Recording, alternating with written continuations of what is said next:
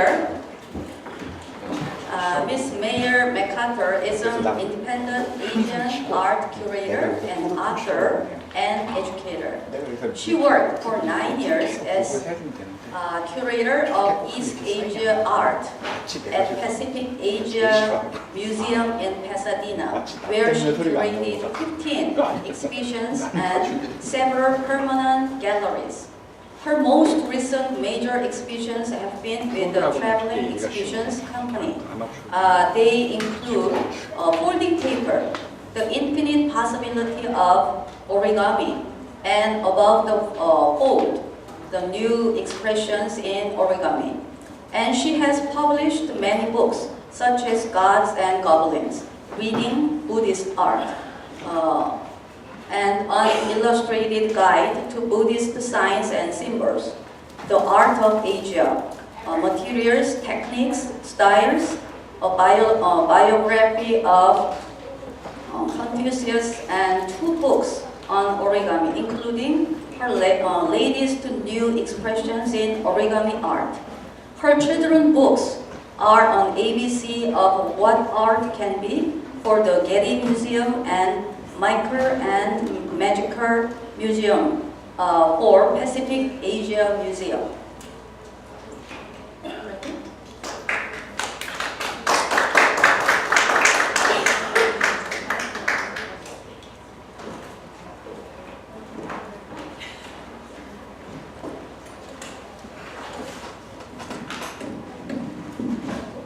Good afternoon. My mic's on. Okay, that's good.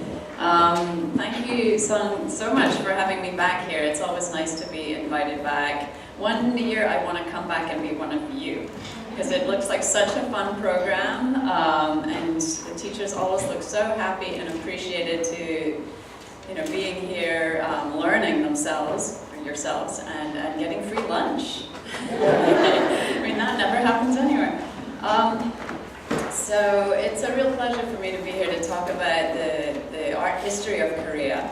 I am, to be honest, more of a specialist in Japanese art, but I also studied Chinese art, Korean art, and a lot more of Asian art so that I could understand more about Japanese art. I've also worked, as Song said, as a curator of East Asian art, so I had to cover a lot of ground. And I've recently been working in both ancient and contemporary art, so I'm all over the place. But it's a great world to be in, the world of Asian art, and I'm very thankful to do what I do. I'm trying to find a light in here. I think maybe there isn't one. So, but I think I should know the material well enough that I don't need to read my notes. But I don't think the light switch is on. No light switch. It's okay, I'll just go for it. So today I'll be starting in roughly the 5th century. I've got about an hour to cover 1,500 years. So we'll be moving pretty quickly through the centuries. Obviously I won't be, thank you for the great, thanks. I won't be able to go into a whole lot of depth about any of the objects in particular, even the ones that I like the most and that I really enjoy talking about. I'll have to keep it short. But hopefully I'll be able to give you a sense of the range of art that's been produced in Korea over the last couple of millennia, and also some of the origins, some of the styles of art and the architecture, and also some of the impact that Korean art has had beyond Korea, particularly in Japan. Hopefully you'll get a sense that Korean art there are many different aesthetics at work, many different styles at work, but there are certain aesthetics and styles that seem to be really particular to Korean culture. So I hope that the lecture will whet your appetite and you'll want to go out and learn more about Korean art. When I first started giving this talk about 10 years ago here, there weren't so many books on Korean art. There weren't as many exhibits of Korean art in museums. Now you're lucky. You actually have a lot more access to material on Korean art. There are a lot more people studying it now. And so it's much easier to go and see it yourself. So this first slide should probably look familiar to you now. I imagine you've seen images of this particular crown, so I'm going to start with this. It's National Treasure number 191. Many of the slides I'm showing you are actually on the list of national treasures, which is a system that is used to help keep important works of Korean art in Korea as treasures for the Korean people to enjoy and learn from. Now, this spectacular gold crown dates to the 5th or 6th century, and it was discovered actually in 1922 when the Japanese had occupied the Korean peninsula. There's a great story of how it was, I think it was discovered by a group of kids playing, and they found a little piece of gold sticking out of the ground, and they called the local policeman, who got very excited because it's buried gold treasure, who wouldn't. And he went to the then Japanese authorities, and they started a whole excavation of this area in Qingqiong and discovered a lot of royal tombs. So that was, I don't think the kids got to keep any of it, so, but it was quite a discovery. I think you've all had the history of Korea now, so you know that Gyeongju, the city of Gyeongju, was the capital of the kingdom of Shilla in the southeastern part of the Korean peninsula. You all knew that, right? And Gyeongju was, it was also known at the time as Kumsong, the city of gold. And there, as you'll see, there was a lot of gold buried in the tombs with the kings and queens of Gyeongju.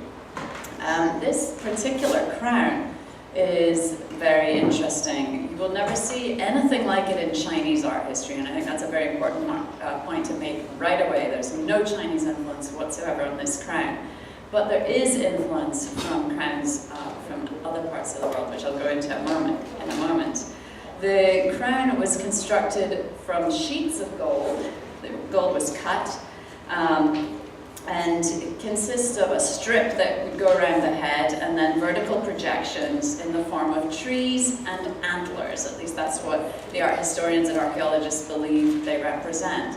And hanging from the projections are various little spangles, gold spangles and jade cashew nuts. They look like commas or cashew nuts. We don't really know what they represent. There are lots of theories as to what the various different forms represent on these crowns. And the crown itself is evidence of the very elegant and sophisticated lifestyle that the rulers of Shilla enjoyed. But it's also evidence of some of the religious practices. I don't know if you've had any talks about shamanism in Korea yet, but way back during the Three Kingdoms period, it's believed that the kings and queens of the Shilla kingdom were shamans. So they were shaman kings who connected the people of their realm with the spirit world. And it's believed that these crowns or similar crowns, these ones were, I believe, only made for burial purposes, but similar crowns were worn by the kings, and probably the queens also during shamanistic rituals when they were communicating with the spirit world. These shamanistic rituals connect these early Shilla people, the early Korean people, with a number of other nomadic cultures that extended across the Asian steppe. It's believed that the original Korean people who settled the Korean peninsula are descended from nomadic people from the North Asian steppe lands. And these people are connected to other people who extended their reach all the way westward to Europe. And what's really interesting about this crown is that it's very similar in structure and symbolism to a crown, several other crowns that come from Scythian tombs, Bactrian tombs, and this particular crown here comes from a Sarmatian tomb. And for those of you who are not familiar with the Sarmatian culture, and I am not either, so don't feel bad. These were people who lived in the area that's now the Ukraine, parts of the former Soviet Union. And this particular crown, I think, dates to the 1st century AD. And it's made of a strip of gold, and it has trees and deer on it, and lots of little gold dangly bits. That's not the technical term, but dangling ornaments from the crown. So a crown that was buried in a Sarmatian tomb in about the 1st, 2nd century AD, very similar to this crown. And we know that the Sarmatians, the Bactrians, and Scythians practiced similar shamanistic rituals. So there seems to be a connection between these early Shilla kings and rulers of other nomadic peoples across Eurasia. So really strong visual link there. Okay, let's see if I can get my clicker. Yay! All right, so far so good. Now, this image of a horse on a birch bark saddle is one of the earliest surviving paintings in Korea. You've probably seen some of the wall paintings of the Goguryeo wall paintings that have survived in North Korea. This painting dates to around about the same period, the 5th, 6th century. It's also from a tomb in ancient Shilla. It was found in Gyeongju in 1973, so a much more recent discovery. And it is the tomb that it was discovered in is now known as the Tomb of the Heavenly Horse, named after the horse who it was painted onto this saddle, birch bark saddle flap. And it's the name Heavenly Horse is a name that we see in ancient Chinese culture for the type of horse, as you can see up in the top right corner. This is a Chinese Han Dynasty bronze sculpture of a horse, referred to as a heavenly horse. These powerful horses that were brought in from Central Asia to China in the Han Dynasty, they were much faster than the Mongolian short-legged ponies, and they were considered to be, so fast that they were almost heavenly. They could run to heaven. They had this great speed, and they were very important in the world of the living in China, but also in Chinese burial practices. Horses, boats, and other vehicles were believed to transport the soul to paradise. So that was something that was strongly believed in China, and it's possible that this Chinese belief was also transmitted to the Shilla kingdom. So the presence of a saddle flap bearing this heavenly horse painted in white mineral pigment is evidence of the reach of Chinese culture as far south on the peninsula as Gyeongju.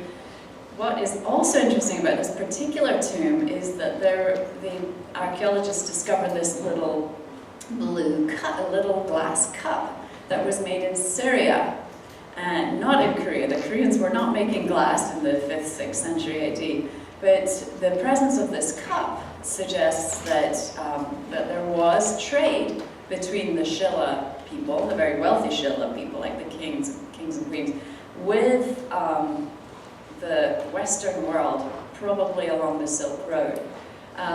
Well, a lot of art historians and archaeologists have believed that the Silk Road really only extended as far as China until recent years. The presence of objects like this in Korean tombs, they suggest to us that this road went a lot further than just China. And in fact, you could say it extended to Japan as well, even though there was a sea break in the road. So very interesting discoveries in these early tombs, linking ancient Korea with many other cultures. Now, I love ceramics. Ceramics and Buddhist art are my two favorite areas in East Asian art, so I tend to go on a little bit about pots and Buddhas. So I have to just keep this short. This is one of my favorite Korean ceramics. It doesn't look like much when you look at it first. It doesn't even have glaze on it. It looks kind of boring and gray. But it is a really exciting piece of burial ceramic. It also dates to the 5th, 6th century, the Shilla period in Korean history. And it's a piece of stoneware, which means it's quite high-firing ceramic. It's not porous, so it can hold water well. The Koreans have a very rich history of ceramic production dating back to even before the Three Kingdoms period. But by this century, the 5th, 6th century, a lot of ceramics in Korea were being thrown on the wheel, they were being fired at high temperatures, and they were being decorated. They were decorated with, no glaze was used at this time, but they're decorated with incised designs and designs pressed into the clay when it was still leather hard with the end of a bamboo tube. You can see some of those circles here. and with perforated decorations. Now the big jar that I'm showing you here that I'm going to be talking about doesn't have the perforated decorations. It has a hole, but I don't think that was deliberate. I think that's later.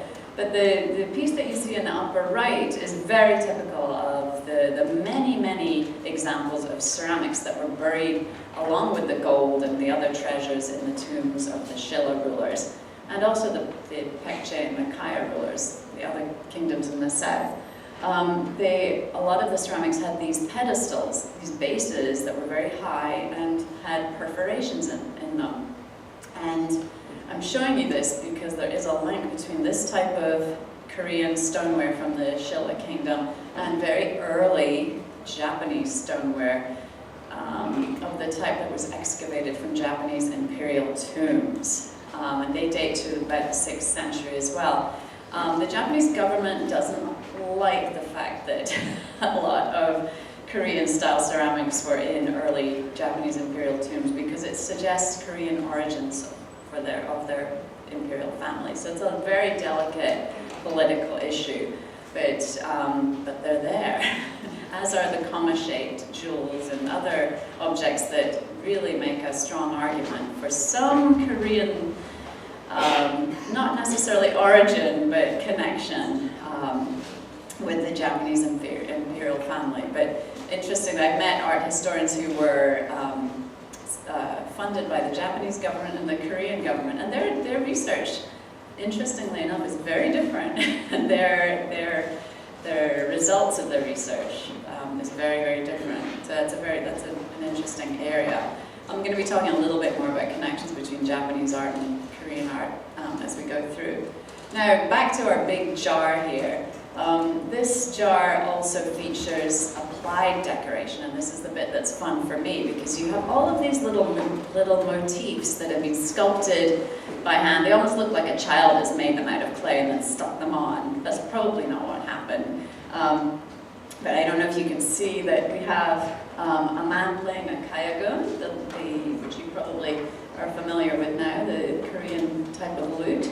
There seems to be a snake disappearing under the kayagun and chasing this frog-like creature up the neck of the jar. There are ducks everywhere. There are lots of ducks on these early wares and on the early Japanese imperial wares.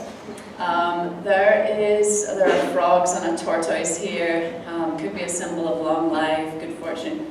And then there's also a figure bending over and another very male figure about to perform a sexual act with this figure. So a lot of art historians and archaeologists ask what's the significance of all of these motifs here? Do they have are they connected to fertility? I mean, why is there a couple performing a sexual act on a burial ceramic? What's this all about? Typically in burial ceramics and other burial items, there are references to the types of things, activities that the deceased might have enjoyed during life, so perhaps music. That's possible. It's also possible that, we all know artists now who have a sense of whimsy and humor. It's possible that these artists, 1,500 years ago in Korea, creating these burial ceramics, were having a little fun. We will never know because their names were never signed on the ceramics. But I've read an assessment of this piece that says, oh well, it's probably a symbol of fertility. I'm like, why does that? That's boring. Why does it have to be a symbol of fertility? It's probably a symbol of, it represents the pleasure of life, one of the pleasures of life that would have been enjoyed by the deceased. But it also could have been that the artist having a little bit of fun with the decoration. We will never know. Now, much more seriously, folks. We have an image here of a Buddha. And we know we're looking at a Buddha and not another Buddhist deity because he is very simple in his presentation. He's sitting wearing the robes of a monk. He has a bump on his head that suggests his advanced spiritual wisdom and his advanced spiritual state. He is very peaceful looking. Typically, images of the Buddha are very still and silent. He's sitting in a meditative pose. Now, I'm showing you this particular Buddha that comes from the kingdom of Paekche, dates to the second half of the 6th century, because he's one of my favorite Buddhas. from any culture. He is definitely my favorite Korean Buddha.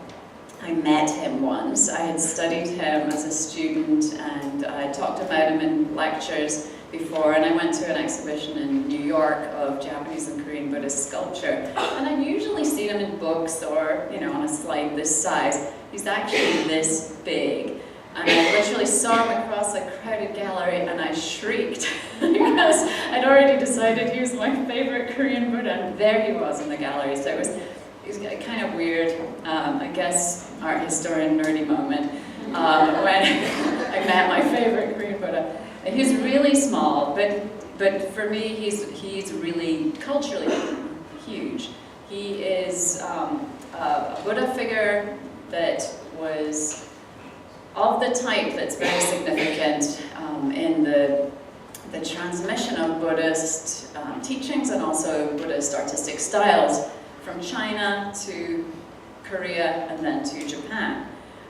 He dates to the second half of the 6th century.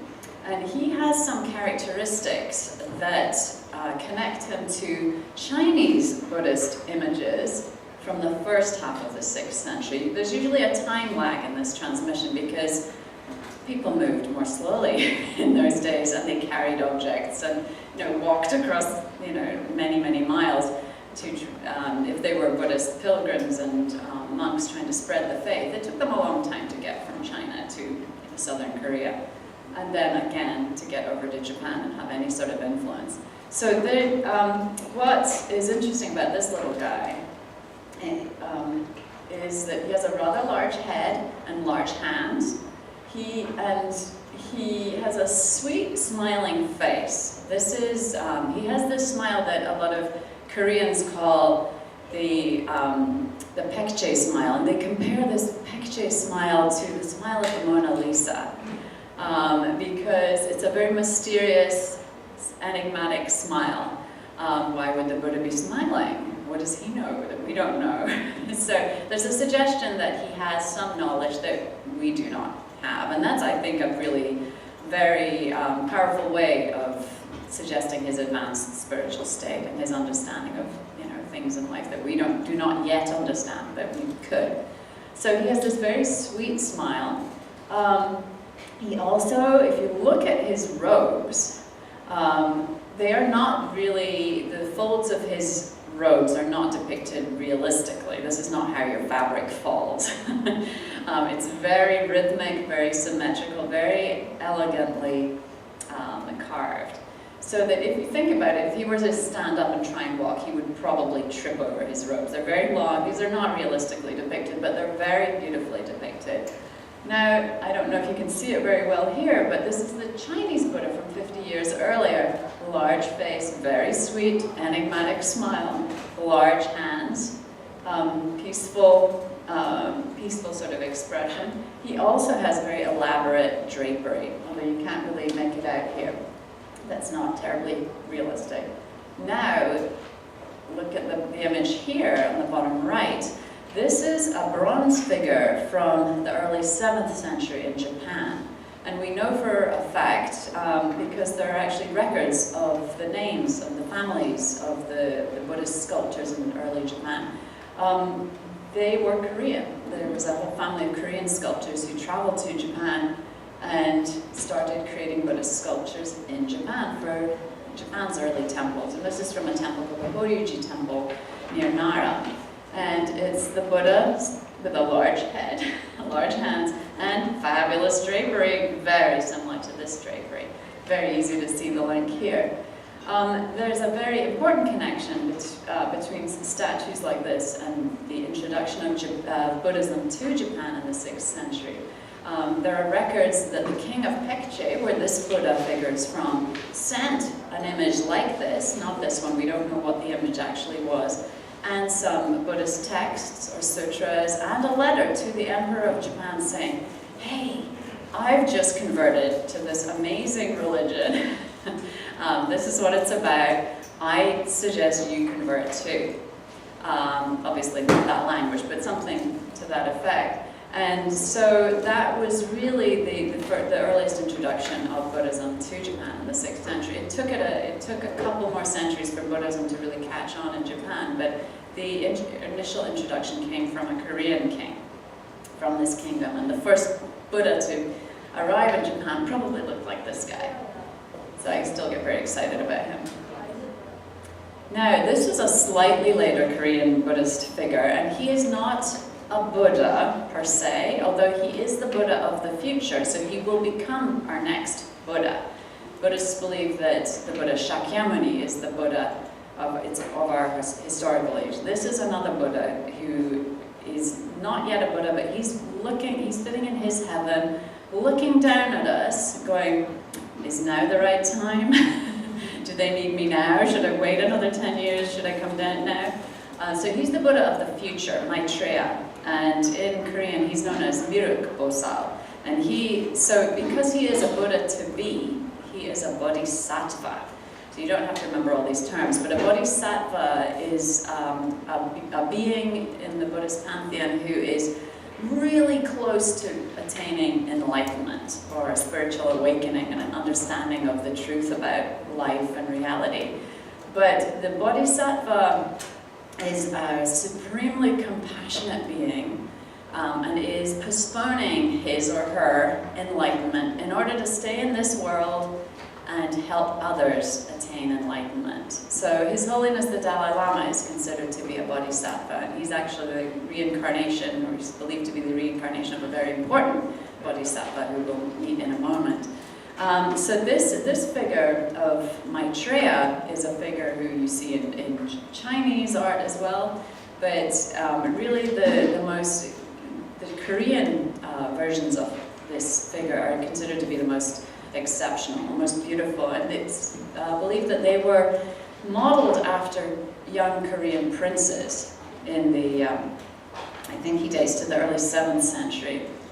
Yeah, early 7th century. He's probably from Shilla, but we don't know his exact origins. Now, he has some of this very elaborate drapery again, and some other Chinese features, but what is most, and his pose is very unique. He's sitting in this contemplative thinker pose. He's sitting, this is him thinking, is now the right time? Do they need me now? So that's what it's supposed to represent, is a contemplative pose. It's not meditation, but it's thinking. He's considering the right time to join us.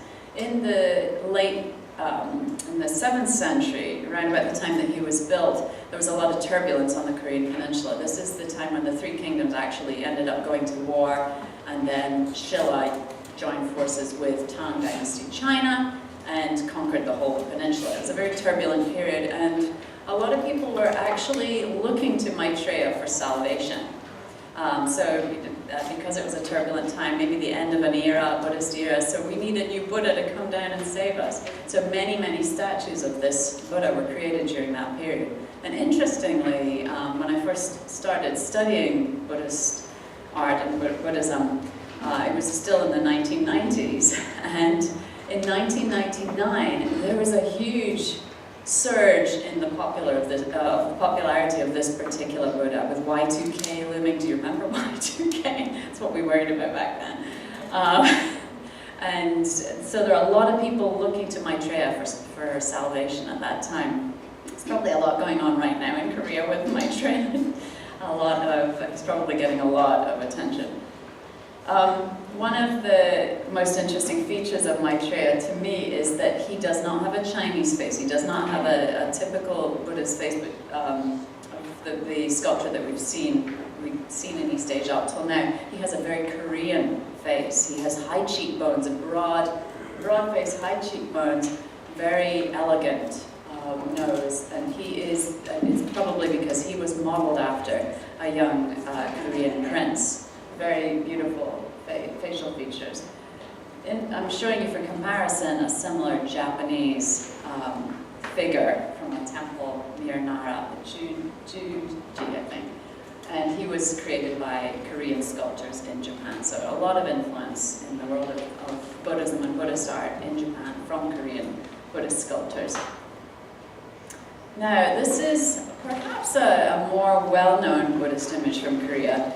Not my favorite, because he's not as warm and welcoming, perhaps, as the two figures we've seen so far, but he's very important, he's very powerful.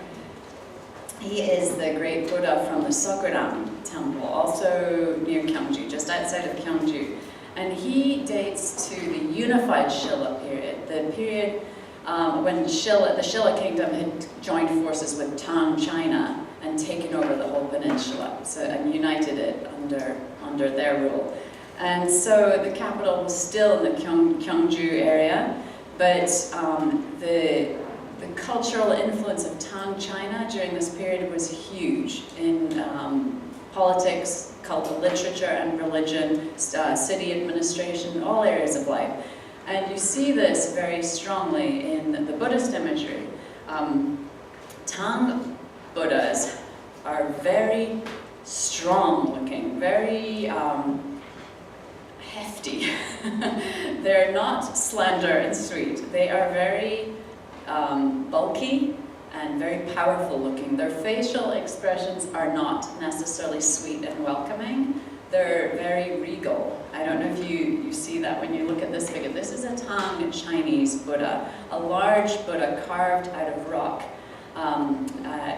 in a cliff face in China, the Longmen Caves in Luoyang. He was created by a Chinese emperor or empress, I can't remember off the top of my head right now, as a symbol of his conversion to Buddhism, but also his political power. Where the Buddha has power in the spiritual world, this Chinese emperor had power in the real world. So it was a very big statement.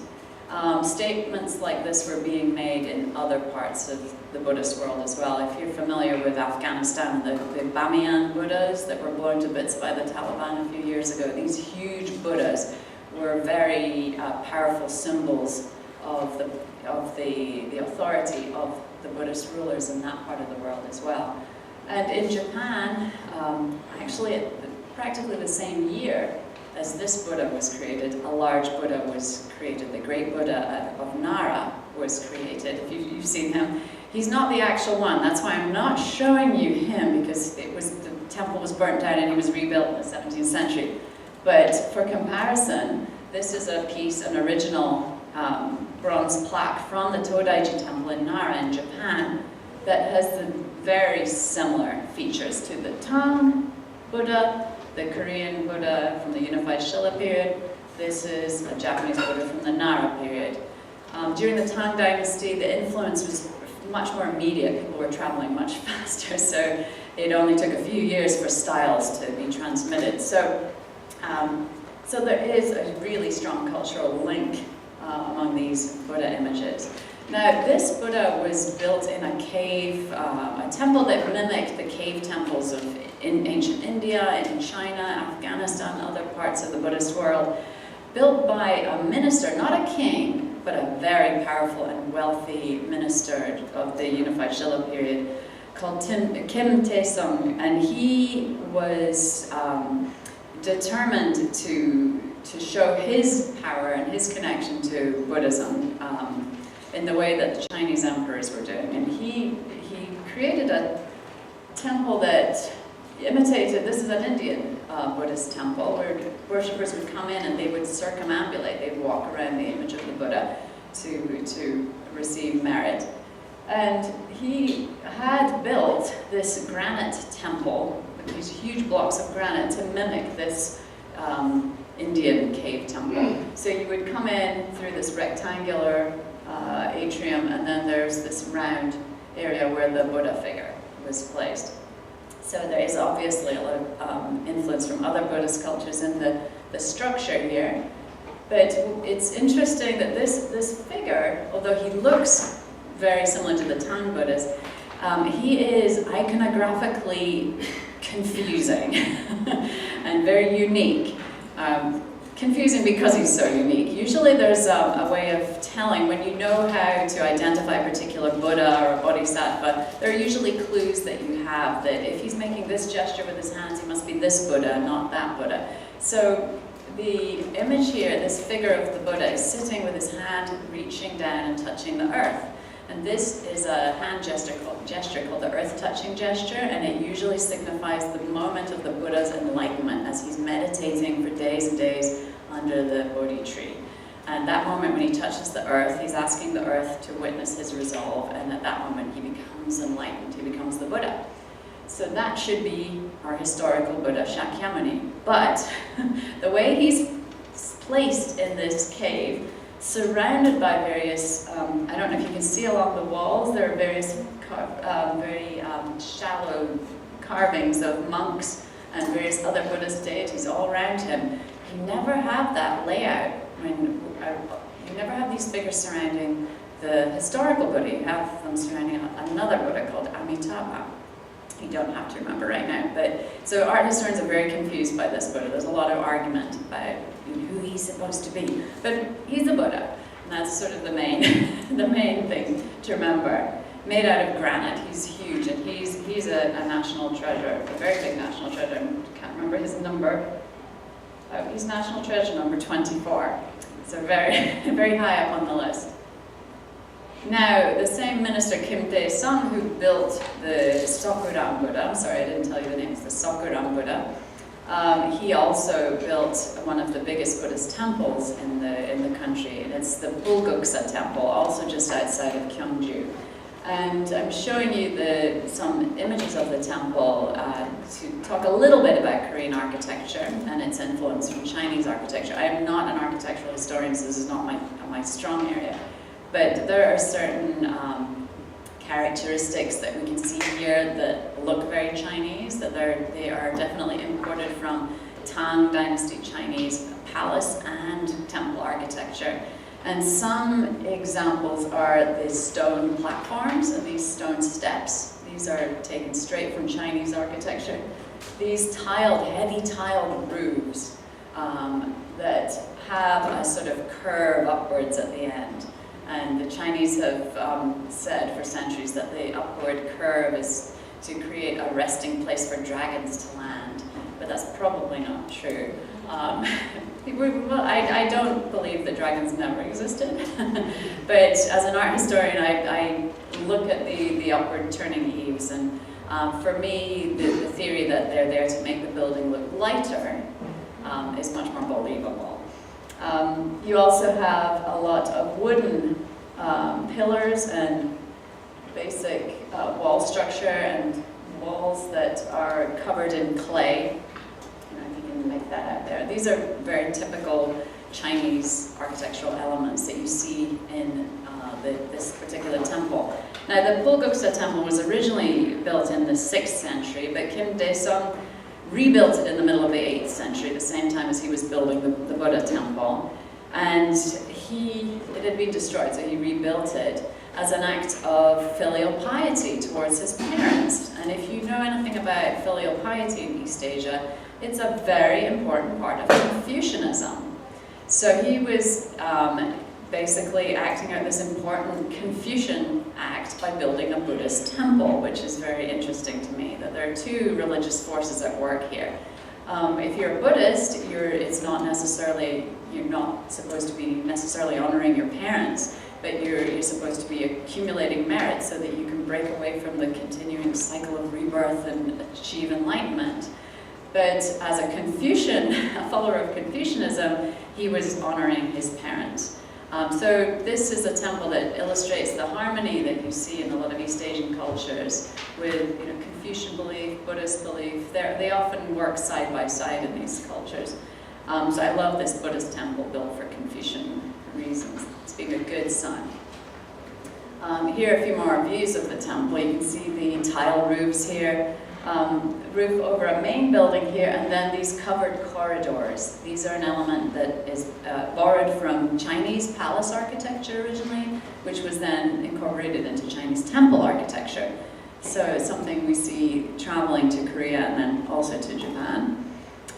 These are the corridors from the inside. You see that there are a lot of elaborate brackets. Well, these are pretty simple brackets here. These hold up the roof, the heavy tiled roof, so they're there for a reason, the pillars and the brackets. But they're very beautifully decorated, and this is a color scheme you don't see in China or in Japan. these lovely sort of bands of color are very typical of Korean decoration. You see them a lot in Korean costume, traditional costume.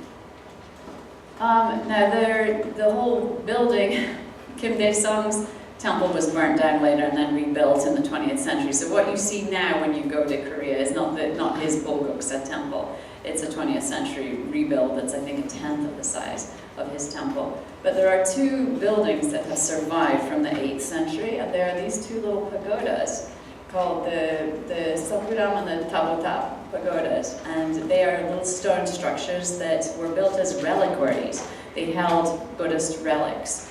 And at some point in the 20th century, one of these, the Sakuram pagoda, was opened up, and archaeologists discovered woodblock printed Buddhist text, which is considered to be the oldest extant printed text in the world. It's not dated. The Chinese have the oldest dated printed text in the world, but the Koreans have what is probably the oldest printed text in the world. So they're very, very proud of that. Printing has been a very important part of Korean culture. They've been very innovative. And although woodblock printing originated in China, we know that for sure, we have the oldest example of a woodblock printed text in a Korean Buddhist temple. And you've probably seen this as well. This is probably the most incredible example of printing project anywhere in the world. This is these are the woodblocks, the 80,000 woodblocks stored at the Haeinsa Temple. And they date to the next period in Korean history, the Qingqiong Period, which starts it actually started in the 10th century, but extends to the late 14th century. This is the Unified Seoul Period was a time in which Buddhism was very powerful. The influence and power of Buddhism extended through the Qingqiong Period as well, the last great period of Buddhism in Korean history. And during this time, this whole set of Buddhist woodblocks printed, carved with a whole canon of Buddhist scriptures was carved. Originally to keep out invading foreigners, and ironically the first set was destroyed by invading foreigners. The Mongols burned the temple down and destroyed the first set, but they were recarved in the 13th century, which is amazing in itself, and they are now housed at this temple. Importantly, around about the same time, the Koreans invented movable type printing. I think this is an example of an early movable page that has been set up using movable type. And this is something like 300-400 years before the Gutenberg Bible. So this is another accomplishment that Koreans are very, very proud of. Now, in the same Qingqiong period, there were many beautiful Buddhist paintings created. Not many have survived. A lot were actually stolen by Japanese Buddhists. That doesn't sound right. But they stole them and took them to their temples. And so a lot of them are actually in Japanese temples now. And a number of them are actually in Western museums and were labeled as Chinese for many centuries. And now Korean art historians are going through these collections and identifying some of them to be actually Korean. They are very similar in style to Chinese paintings from the 14th century, but there's a particular painting technique that was only used by Korean painters at this time, and these are paintings on silk using mineral pigments and ink. The Korean painters actually painted the back of the silk with this white pigment that helped to kind of illuminate the image that they were painting on the front. And this one art historian traveled around some of the museums in the US, I believe, and discovered that some of the paintings that American museums had been calling Chinese were actually Korean. So that was kind of a neat discovery. So there's a lot more Korean art than we thought in Western museums. This is one of the great artistic achievements of the Qingqiong period, and also one of Korea's greatest contributions to world art and culture. And this is the celadon. It's a type of ceramic that was actually invented in China, but the Koreans are said to have perfected it and made it even more outstanding. Celadon is the name of a glaze, not the actual material that the vase is made out of, that the pot is made out of. The Celadon glaze is a greenish-grey glaze that gets its color from a tiny quantity of iron oxide in the glaze, and it's fired in an oxygen-starved kiln environment. And the Korean Celadons, particularly the Celadons of the 13th century, have some of the most exquisite, sort of almost jade-like greenish color. And what separates them from Celadons made in any other part of Asia was that they were decorated with this inlay technique called sangam. And the Koreans were great masters of sangam, or inlay. You see inlay in their lacquerware, inlay in their metalwork, but it's most famous for in the ceramics. It's basically, designs are carved into the clay when it's still a little bit soft and filled with black and white slip, which is a sort of wet type of clay. And then the excess is wiped off, and then it's glazed with this greenish gray glaze. This is, I'm showing on the right, a 10th century Chinese Celadon, just so that you can see where the Celadon comes from, but the Koreans do something really exceptional with it. Some examples of metalwork from the same period. There's a lot of dialogue between the vessels made for the Buddhist temples and for the royal court in ceramic and metalwork and lacquer during this period. So there's a lot of inlay in all three materials, but also very similar forms. These are two silver vessels that have partial gilding that date to the Qingqiong Period. Okay, I'm going to whiz through the Chosun Period in about 10 minutes, I think. The Chosun Period, which is the last really sort of imperial royal period in Korean history, dates from the late 14th century onto the early 20th century.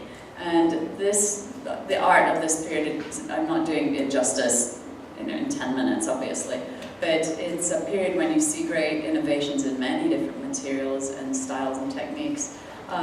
What I've been most interested in is the ceramic creations of the Chosun period. One of the great transformations from the Koryo to the Chosun period in this world of ceramics is that the ceramic artists stopped making celadons. So if anyone tries to sell you a celadon from the 15th, 16th century, don't buy it, because they did not exist. There were no celadons in this period. There was a revival in the 20th century by potters of celadon. We don't know exactly why these potters stopped making celadons in the Chosun period. Probably ran out of really fine materials. But it could also have been a change in taste among the Chosun court, who were not Buddhists, but they were more Neo-Confucianists, and that's a whole long explanation story. But they had a much more austere aesthetic. Confucianism for them was about honoring the ancestors, honoring the parents, and a lot of ceramics were made to hold offerings on the altar to honor parents and ancestors. And a lot of the ceramics that were created were pure white, because there was something very austere, very humble, and very pure about these vessels to hold the offerings to the most revered people in the culture. So some of the most valuable vessels were porcelains during this period, and they were often completely undecorated. This could not be Chinese. The Chinese could not leave this alone. They could not leave it pure white. They would cover it with blue and all sorts of decorations of flowers and birds. But the Koreans highly prized this pure white, very austere, simple aesthetic. And I think of all the Korean ceramics that have sold recently at auction, I believe that moon vases like this beautiful white vase have reached the highest price. Koreans buying them back from foreign collections. There were also ceramics decorated with underglazed cobalt blue during this period, but the decorations are very simple and very rough compared with the Chinese use of underglazed blue, or even the Japanese use. So what I'm showing you here, a very ornate 18th century, so this is an 18th century Korean piece decorated very minimally with grasses and flowers for the desk of a scholar. This would have been for a very wealthy individual, sophisticated individual. This is what was being produced in China at the time for the room of a scholar. So much more heavily decorated, much more colorful. Still elegant, but not austere. And then in Japan, there were a lot more elaborate, ornate porcelains being produced in Japan for export to the West in the 18th century. But this is a very sort of Japanese approach to decorating porcelain. So very different in each of these cultures. And one thing that's very important to note is the Koreans made porcelain from the 12th century onwards, but they never exported it. Only China and Japan exported their porcelain. I'm not quite sure why. Maybe they didn't make enough of it to export, but it was highly prized among the upper classes, just not exported to the West. This is another type of ceramic that was made in Korea from the 15th and 16th centuries only.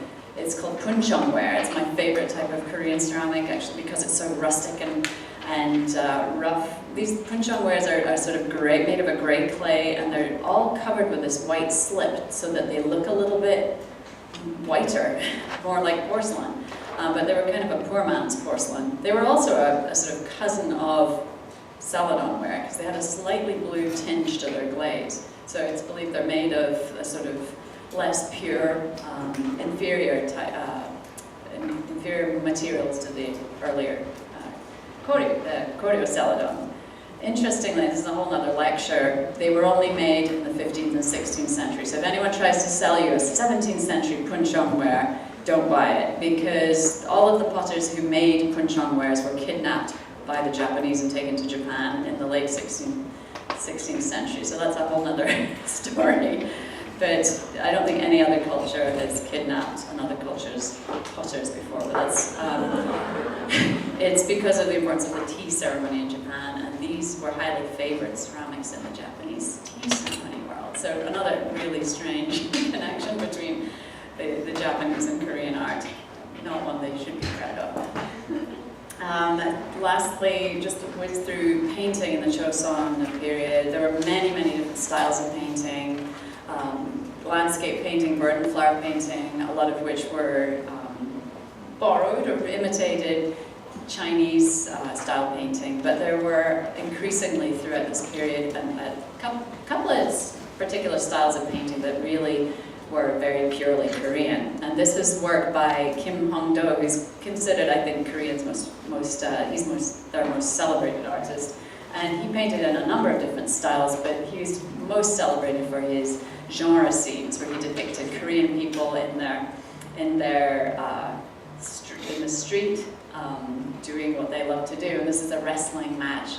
The two wrestlers are surrounded by onlookers, and if you look closely at their faces, they're very comically depicted, and they are very much based on real Korean facial features. There's nothing Chinese going on in this painting. If you look at the way the figures are laid out in the space, they're just floating in space. They're not attached to any sort of background at all. And this was one of his styles that he became very well known for. Another type of painting, which I particularly love, is this folk painting, minhwa painting, which I believe you're going to be learning this afternoon. These are paintings that were not created for the imperial court or upper classes, but they were created for the common people of Korea. And paintings like this, tiger and magpie, were typically painted and purchased and displayed at New Year's to bring good luck and prosperity to the coming year. And here the tiger is believed to represent the messenger of the mountain gods, and the magpie in the tree represents, he's the messenger of the village god. And so they're very auspicious elements in this painting. It's also believed that the painting worked as a satire, especially at times when the common people were suppressed by the wealthier people in power, and it's believed that the magpie represents the common people taunting the lion, who represents an authority figure. So it's kind of a cheeky appropriation of a theme that a more traditional cultural theme. Throughout the whole history of Korean art, there were textiles made out of silk, often decorated by women. We don't know the names of any of the women who created these beautiful textiles. This is a woman's, the top of a woman's bridal robe from the Chosun Period. It's actually a replica made in the 20th century. To the right is a rank badge that would have been worn by an upper-class official in the royal palace. And these are some examples of lacquerware. The Korean lacquer has inlay, mother of pearl inlaid into the lacquer. I'm showing you a couple of examples to show you what China and Japan excelled in, but most importantly, the Korean inlaid lacquer is considered to be the most outstanding inlaid lacquerware in East Asia. I am going to whiz through this because we're out of time. This is a palace in Seoul that you can still see today, again influenced by Chinese architectural styles, but there's a lot that's very Korean, such as this. I don't think you would see this figure on the base of stairs in a Chinese temple. I'm not entirely sure. Some sort of lion dog kind of morphed in. It's maybe a zodiac figure, but possibly a dog. It's kind of very unusual. I haven't seen anybody like that in any other Asian culture that I've been to, but I loved him, so I took a picture of him. This is a beautiful pavilion. The whole palace layout was based on Chinese feng shui principles, but a lot of the elements of the palace were very Korean in design. The way that they blended nature with buildings is considered to be along Korean ideals. This particular wall is the most Korean part of this whole palace, and it's basically, it has chimneys because the Koreans have traditionally heated their floors. The ondol is an important part of Korean architecture that you don't have in China.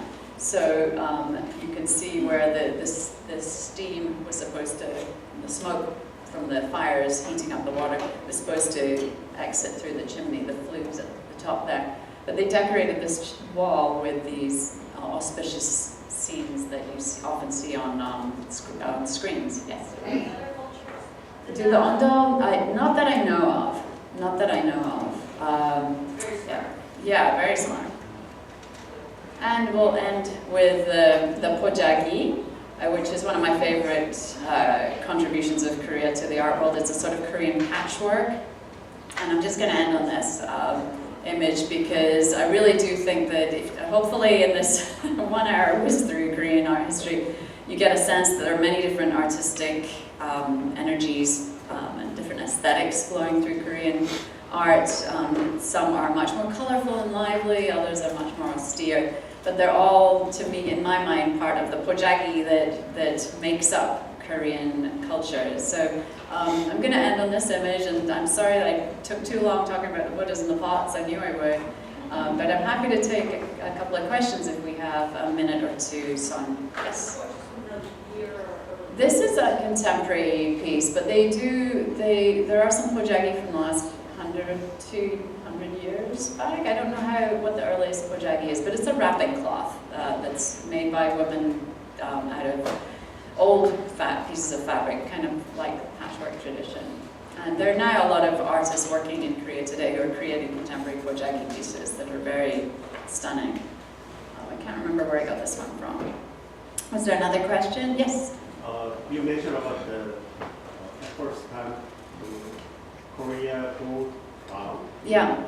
So I heard the 9 or 10 of the Korea gold crown in the world. And have you seen in China or Japan? No. So it's only just Korea, but also some of Bactrian tombs and Sarmatian and Scythian cultures have them too. So nomadic people, but not China, not Japan. So whole world is only 13 or 14? Yeah, maybe. Really rare. They're really rare. I've only seen a few examples of the Scythian and Bactrian. I was looking for one to use as comparison, and there are not many of them that have been discovered. So they're very unusual, very unique, and the Koreans should be very proud of. Yeah. Yes? A couple things. That initial ceramic piece you showed where there's two more populated. Yes. I was thinking that it could maybe potentially symbolize the beginning of life, when that's how it all starts. Anyways, so the Buddha in Nara has their hand up, and you're saying that the ones in China have their hands down. Do you know what the ones with the Right. hands up signifies? Well, this is fear not. So it's fearlessness. I have an empty hand, I am carrying no weapons. Fear not, and then the one that usually accompanies it is a gift giving or wish granting gesture. So they usually have these together. And the one in Nara definitely, yeah, he has his hand up. The Chinese, I can't remember what the long man one is. Is he earth touching as well? I can't remember what that was. Right. So that's typically the historical Buddha that it represents. I've written a whole book on that. That's another lecture for another time, but I should have brought the book. You can find information about Buddhist mudras, or hand gestures, online. There's quite a lot of good information there. And thank you. I'm sort of rushed it at the end.